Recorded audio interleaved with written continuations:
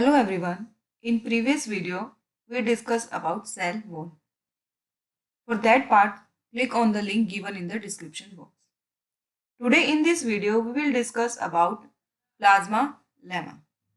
Plasma lemma is also known as cell membrane or plasma membrane.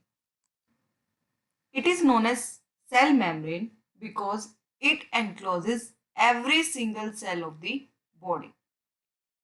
ये living organisms में जो हर एक cell होता है उसको एनक्लोज करती है, उसको कवर अप करती है और एक सेल को एक्सटर्नल एनवायरनमेंट से प्रोटेक्ट करने में हेल्प करती है, उसको प्रोटेक्ट करके रखती है। तो इसलिए इसे हम कहते हैं cell membrane.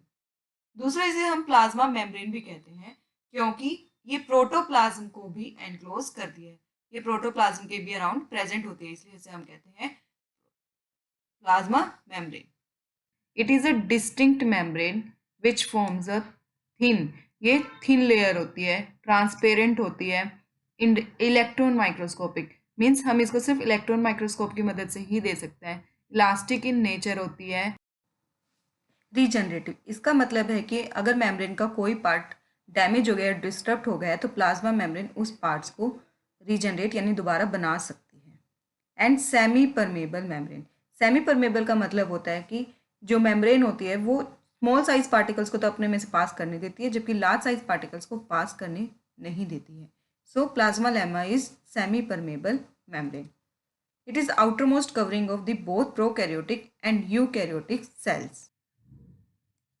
So this is a diagram of the animal cell. In animal cell it is the outermost covering. जो animal cell के अंदर ही होती है वो सबसे outer covering होती है, जबकि plant cell के अंदर ये second layer होती है, right? क्योंकि cell wall एक जो layer है जो सबसे outer में present होती है plasma membrane के भी. So in plant cell wall is the outermost covering, whereas in animal cell it is the outermost covering. Plasma membrane is the outermost covering. जो सेल मेम्ब्रेन है वो सेपरेट करती है इंटीरियर ऑफ द सेल्स। जो interior यानी ये cytoplasm जो है सेल का और बाकी जो जितने भी सेल ऑर्गेनल्स है उनको प्रोटेक्ट करती है फ्रॉम द एनवायरनमेंट। एनवायरनमेंट से उनको प्रोटेक्ट करती है, जो सारा है वो एनवायरनमेंट है। तो it separates the material of the inner of the cells from the environment and protect it from the environmental situations. So जो प्लाज्मा मेम्ब्रेन है एक तो सेल के जो इंटीरियर ऑफ द सेल्स है उनको एनवायरनमेंट से अलग करती है और उसको एनवायरनमेंट स्ट्रेसेस से प्रोटेक्ट करने में हेल्प करती है, राइट। दूसरा जो सेल मेम्ब्रेन होती है वो सेमी परमेबल होती है। सेमी परमेबल यानी वो कुछ सब्सटेंसेस को पास ऑन हो देती है। तो इसका मतलब जब दो सेल्स प्रेजेंट होते हैं तो आपस में एक्सचेंज कर पाते हैं due to permeability, semi permeability of the plasma membrane. तो इसकी वजह से इसके अंदर कुछ स्मॉल होल्स होते हैं जिसकी वजह से कुछ पार्टिकल्स मूव कर देते हैं। जितना इसका पोर साइज होगा उतने साइज के पार्टिकल्स यहाँ से मूव कर पाते हैं। So some particles can move from this one cell to another cell, right?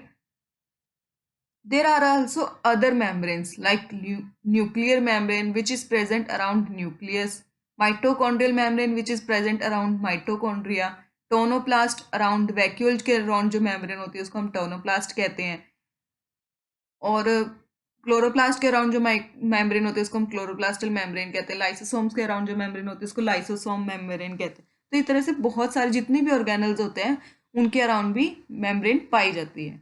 So plasma membrane जो एक सेल के अराउंड प्रेजेंट है and all the membrane covering various cell organelles have same ultra structure. उन सब की जो ultra structure है, main जो बेसिक स्ट्रक्चर है वो लगभग सेम है। हाँ, उनके केमिकल कंपोजिशन में डिफरेंस हो सकता है कि उनके परसेंटेज कितना है, प्रोटीन का डिफरेंस हो सकता है, लिपिड्स के बाउंड्स में डिफरेंट हो सकता है, लेकिन बेसिक स्ट्रक्चर है यानी प्रोटीन और लिपिड प्रेजेंट होंगे वो सेम ही होगा। और तो प्लाज्मा मेम्ब्रेन और जितनी भी मेम्ब्रेन्स हैं जो कि सेल ऑर्गेनल्स के अराउंड प्रेजेंट है उन सबको मिला के बोलते हैं बायो मेम्ब्रेन, राइट। तो अब उनकी हम स्ट्रक्चर से रिलेटेड कुछ मॉडल्स दिए गए थे प्लाज्मा मेम्ब्रेन के लिए, तो उन मॉडल्स के बारे में पढ़ेंगे। There are various models of plasma membrane in which mainly two types of models are present, that is lipid models and second is lamellar models। जो लिपिड मॉडल्स होते हैं उसके अकॉर्डिंग जो प्लाज्मा मेम्ब्रेन होती है वो सिर्फ लिपिड्स के मिलके ही बनी होती है। इसके अंदर प्रोटीन्स भी एब्सेंट होते हैं, कार्बोहाइड्रेट भी एब्सेंट होता है, सब कुछ इसमें एसिड्स होते हैं, सिर्फ लिपिड्स ही प्रेजेंट होते हैं। तो इसका जो फर्स्ट व्यू था वो दिया था ई ओवरटन्स ने इन 1899। उनके अकॉर्डिंग जो प्लाज्मा मेम्ब्रेन होती है वो सिंगल लेयर ऑफ लिपिड्स की बनी होती है। सो ओवरटन्स के व्यू के अकॉर्डिंगली जो प्लाज्मा मेम्ब्रेन होती है वो किसकी बनी होती है? सिंगल लेयर की। Later on in 1926 there was other view that is given by Gorter and Grendel. इनके accordingly plasma membrane double sheet of phospholipid से बनी होती है, यानी जो लिपिड जिसके अंदर फॉस्फेट ग्रुप भी प्रेजेंट होता है, right. Later on there was another model that is known as lamellar model.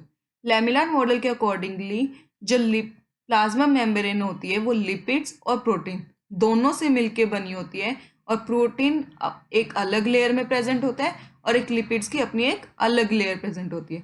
वो डिस्टिंक्टली हम उसे देख सकते हैं कि प्रोटीन कहाँ पर प्रेजेंट है और लिपिड्स कहाँ पर प्रेजेंट है। इसमें मेनली 3 मॉडल्स आते हैं, that is sandwich model in 1935, unit membrane model given in 1959 and fluid mosaic model that is given in 1972। तो हम तीनों को एक एक करके डिटेल में बात करेंगे। फर्स्ट जो मॉडल है वो है सैंडविच मॉडल। सैंडविच जैसे सैंडविच के अंदर हम 2 ब्रेड के स्लाइस के बीच में उसमें वेजिटेबल्स डालते हैं, उसी तरह इस मॉडल के अकॉर्डिंगली जो प्रोटीन शीट्स थी, आउटर में ब्रेड की स्लाइस को हम प्रोटीन शीट्स बोल सकते हैं, और बीच की जो शीट्स यानी वेजिटेबल जिसमें हम रखते हैं उसको हम बोल सकते हैं लिपिड शीट्स। सो इसके अंदर जो शीट जो सैंडविचिंग होती है वो होती है प्रोटीन, लिपिड एंड प्रोटीन की। So it is 3 layered, so it is trilaminar, मतलब इसके अंदर 3 लेयर्स होती है, पहली प्रोटीन की, सेकंड फॉस्फोलिपिड्स की and third one is protein. And this is lipoproteinases. Lipoprotein मतलब लिपिड प्लस प्रोटीन। जो प्लाज्मा मेम्ब्रेन है वो किससे मिलके बनी है? लिपिड एंड प्रोटीन की। ये दिया किसने था? Hugh Davson and James Danielli in 1935, right. जो प्रोटीन मॉलिक्यूल्स होते हैं वो ग्लोबुलर नेचर के होते हैं। कैसे नेचर के होते हैं? Globular, like shown in figure, it is globular in shape, whereas in phosphobilayered lipid जो बाइलेयर होती है उसके अंदर जो लिपिड होते हैं वो फॉस्फोलिपिड होते हैं। Each molecule is type of phospholipid. Phospholipid जो होते हैं वो एम्पीपैथिक मॉलिक्यूल होते हैं। कैसे होते हैं? Amphipathic molecule, amphipathic molecule. इसका मतलब है कि इसके पास hydrophilic end as well as hydrophobic end दोनों प्रेजेंट होते हैं।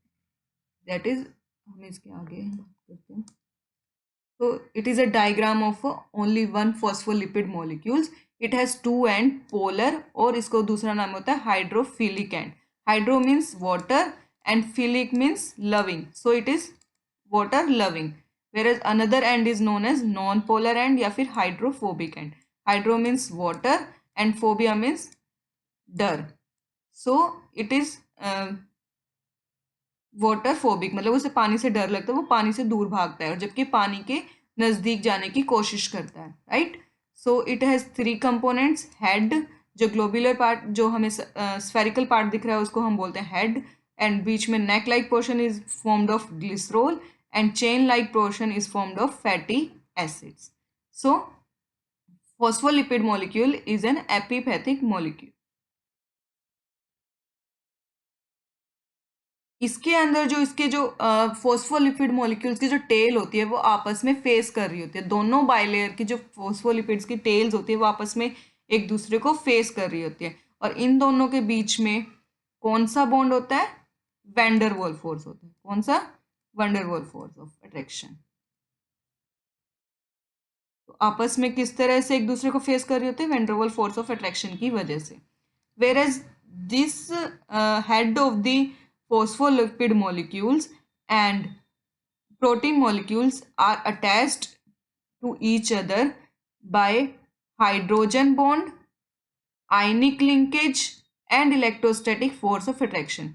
So जो प्रोटीन है एंड फॉस्फोलिपिड मॉलिक्यूल है और उसका जो हेड है वो आपस में किस बॉन्ड के द्वारा अटैच्ड होते हैं? Hydrogen bond ionic linkage and electrostatic force of attraction की वजह से। वेयर एज जो टेल्स होती है एक दूसरे की, वो किस फोर्स की वजह से अट्रैक्ट होती है आपस में? Van der Waals force of attraction, right.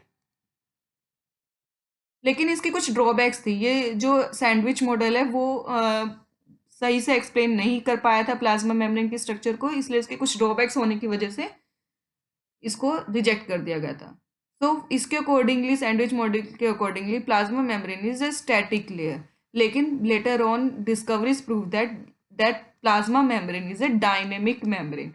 मतलब वो अपने जगह चेंज करती रहती है, वो एक जगह पर, उसके जो कंपोनेंट्स होते हैं वो एक जगह पर फिक्स नहीं रहते, वो चेंज करते रहते हैं।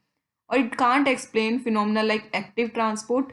जो एक्टिव ट्रांसपोर्ट है उसको एक्सप्लेन नहीं कर पाई थी, और कैसे वाटर मॉलिक्यूल्स की मूवमेंट होती है वो भी एक्सप्लेन नहीं कर पाई थी। जो वॉट फोस्फोलिपिड्स होते हैं वो लिपिड्स के बने होते हैं, जिसकी वजह से लिपिड्स मॉलिक्यूल्स होते हैं, राइट। कोई भी मान लो लिपिड मॉलिक्यूल्स हैं, ये that is lipid molecules, so it can pass from this position to another side of the cell. So due to presence of the lipid molecules, lipid phospholipids, lipid molecules can pass from one side of the cell to another side of the cells. जबकि अगर हम यहाँ पर बात करें किसी भी water molecules की, तो वो पास ऑन नहीं हो पाएंगे यहाँ से। Water molecules can't pass phospholipid layer. It has some, there should be some channels which can transport water molecules, right? So lipid molecules can easily pass from this position of the cell to another position, whereas lipid water molecules can't pass the phospholipid bilayer. If you like it, please like and share this video, subscribe the channel and press the bell icon to get notified for more videos. Thank you.